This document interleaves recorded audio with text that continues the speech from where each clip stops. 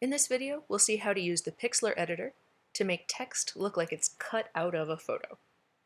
This can be a cool way to make art, or a logo, or a card for a friend. It's all up to you.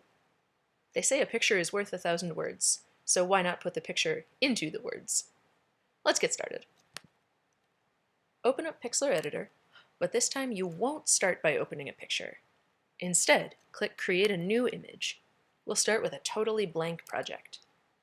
Don't worry about any of these settings because you can always change them later. Just click OK. And now you have a blank project, brand new and ready to go. The first thing you'll do is to add the text, just like you did with your meme. Type whatever you want your words to say, and then spend some time thinking about these other settings. Font is the style of the letters, and there are lots and lots of choices. If you choose one that's nice and thick, like Impact, you'll be able to see more of the image. If you choose one that's made of thin lines, you'll see less of it, but maybe that's the effect you want. You'll also want to make the text nice and big. If the slider's not working, you can type a number. And you may want to think about making the text bold so it's even thicker. What you don't want to do is change the color. Leave it black, because it will be easiest to see the photo if you work with a white background and black text. Once you've made the text, you can use the Move tool to move it around. If you want to change what it says or how it looks, click the Text tool, then click on where you want to edit. If you want to add more than one line, especially if you want them to be different sizes or fonts, then make two separate text objects. Nice is fewer letters, so I'm going to make it even bigger. But I'll use the same font for this one. You don't have to. You can mix and match, but I'm going to do them both the same. Now that I have two different pieces of text, I have two different layers. I can move around the active layer. If I want to move Minnesota, I have to click Minnesota, then use the Move tool to move it. Get all of your text arranged exactly the way you want it to look. Once you're happy with it, it's time to find a picture. You can just do a regular Google search, but there are better places to look for photos for this. One great place to look is a website called Unsplash, and there's a link from our class website. Unsplash is a photo gallery of photos that are free to use and that are high resolution, meaning they'll look nice.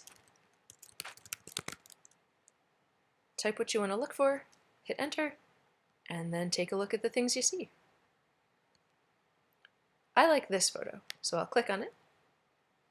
If I see a magnifying glass with a plus sign, I'll click to make it bigger, and then I'll right-click and choose Save Image As to save it.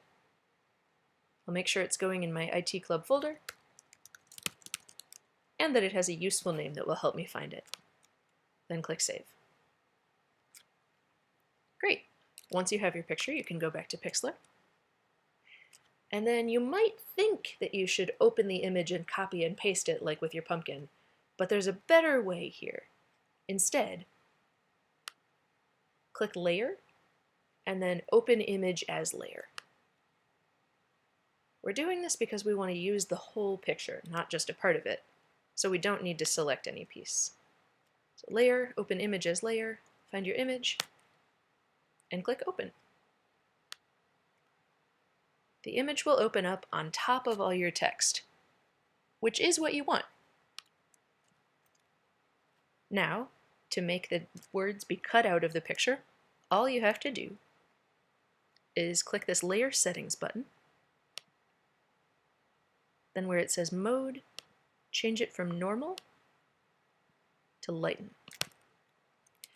And just like that, it'll be cut out of the text. If you want to change which parts of it you see in the letters, you can move it around. If you want it to be bigger or smaller or rotated, you can use Free Transform, just like with your pumpkin. Squish this down a little so we can see more of the lights, and then drag it to where I want it. Finally, you might want to crop your image or cut off some parts of it.